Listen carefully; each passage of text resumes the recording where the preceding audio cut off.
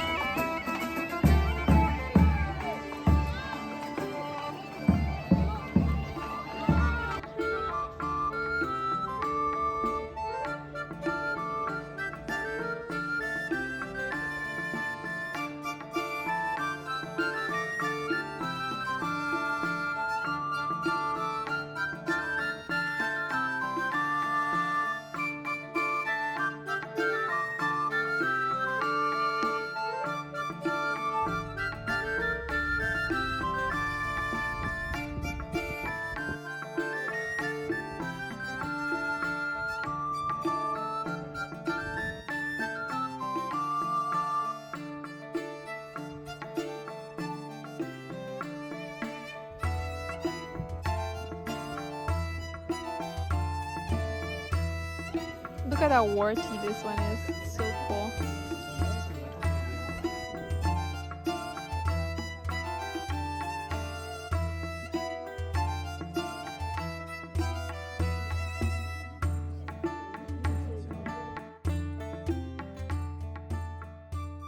We had a lot of fun, so let me show you the haul because we got so much, including some plants actually that we already planted last week, but I also got some sedums, 4 really beautiful ones that I thought would be lovely for a fall/winter project. Really, really sweet.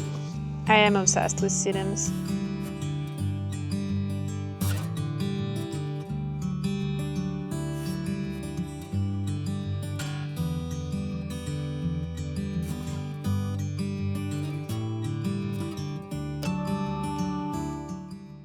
I have this idea of creating a huge table centerpiece like this. So this is a platter that I already had on hand, and this also I'm reusing, but these little guys I found at the fair. Really pretty. I think it was to hold sauces. This really pretty piece of crockery was €1. It is ironstone. I also found a couple of servingware with the very pretty floral pattern. I tried to clean them up a little bit, but you know, they're stained, they're a little bit old, so I thought they would be fun actually to use in the garden. And I also found this really pretty urn. It's iron, it's pretty heavy.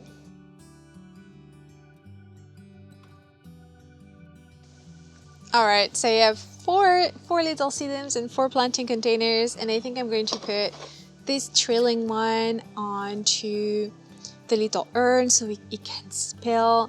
And I'm thinking this more spiking one will be really great in that more neutral and low growing bowl.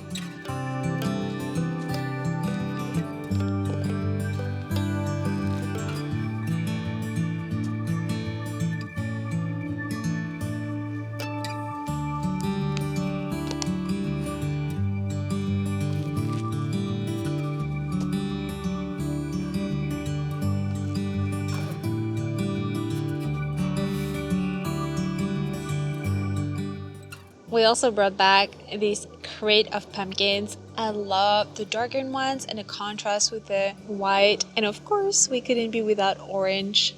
I love these little decorative varieties. 2 tips to preserve your pumpkins. 1, keep the stalk attached and don't buy pumpkins that don't have a stalk because it will be an entry point for bacteria and the pumpkin will not preserve as long. And the second thing is to wipe them and clean them to remove as much soil and bacteria as possible.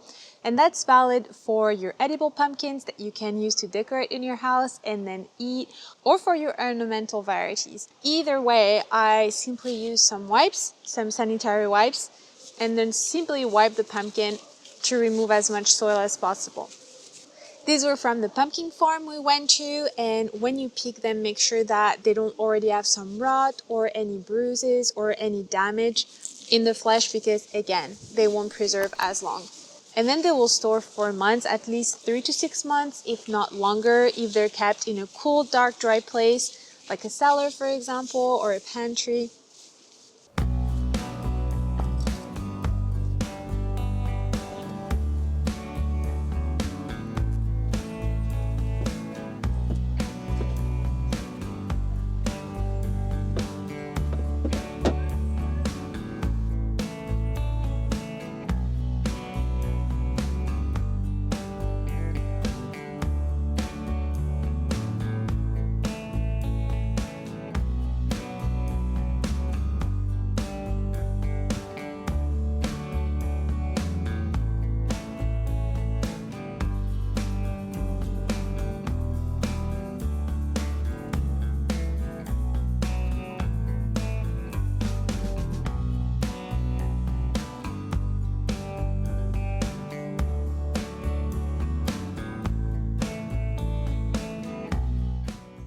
Every year, I love creating arrangements and centerpieces with amaryllis. Full disclosure, they're from a grocery store. They were fairly inexpensive and also they were already potted on. So at this stage, it's only a couple of weeks before blooms and you can see, I think one of them is about to open. So it's high time to be creating an arrangement. And I love using this really rustic old bowl because it is glazed inside, which means I don't need to bother with the saucer and I can put this on any surface and I really love the rustic look. And this is also perfect for a trio. I have about the right space for 3 amaryllis. So we're going to put this together and then decorate it a little bit.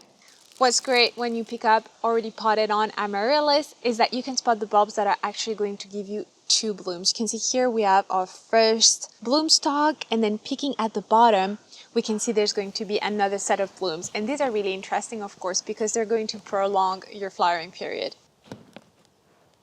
So I'm starting with filling up a little bit the bottom of the container with some compost, and then we'll top up as needed.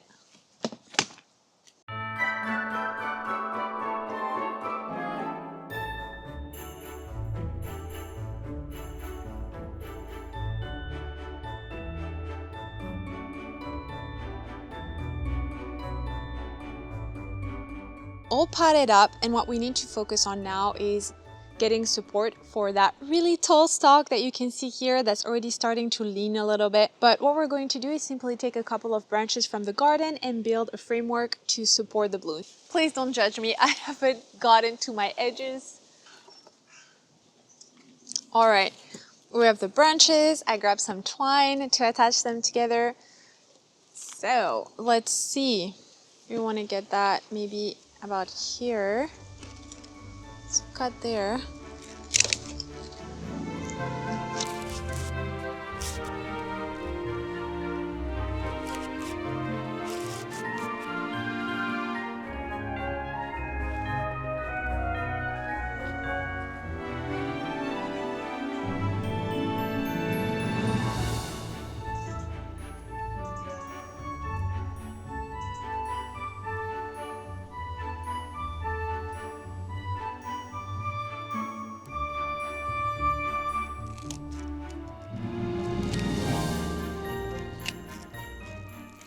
What I recently pruned some grapevine that we have in the garden that covers the shed. And I was thinking maybe with some of those cuttings, we could try to make some kind of a wreath around there.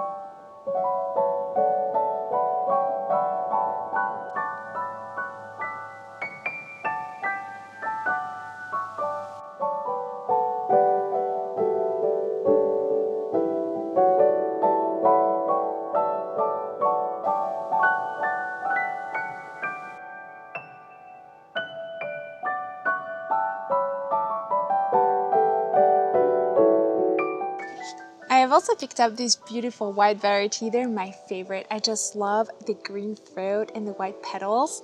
This one is right now fully blooming and they're just the sweetest blooms. And I wanted to show you how easy it is to put together. All you need is a pot that's big enough to hide the plastic container and you don't even have to repot it. And that's it. You can leave it like this for ease of watering, or you can top up with a bit of moss, for example, or some pine cones. But that's it. You're ready to enjoy the beautiful blooms.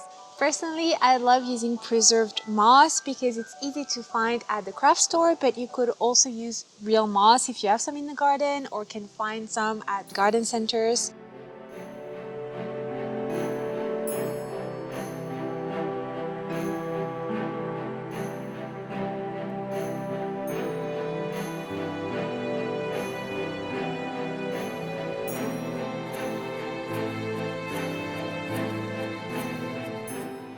I hope you enjoyed these decoration projects. I always love bringing in the new season into my home, and I hope it inspired you to do the same in your own home.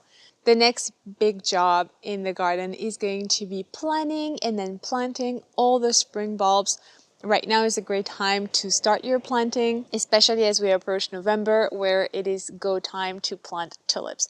So I already picked up a few things. Here's a sneak peek. So let me know if you want a dedicated haul on everything that I'm going to plant. But anyway, this is in the works, so I need to get courage to get out and plant everything. Thanks again for watching, and I hope to see you next time. Bye! What are you doing, my precious? Precious meow baby.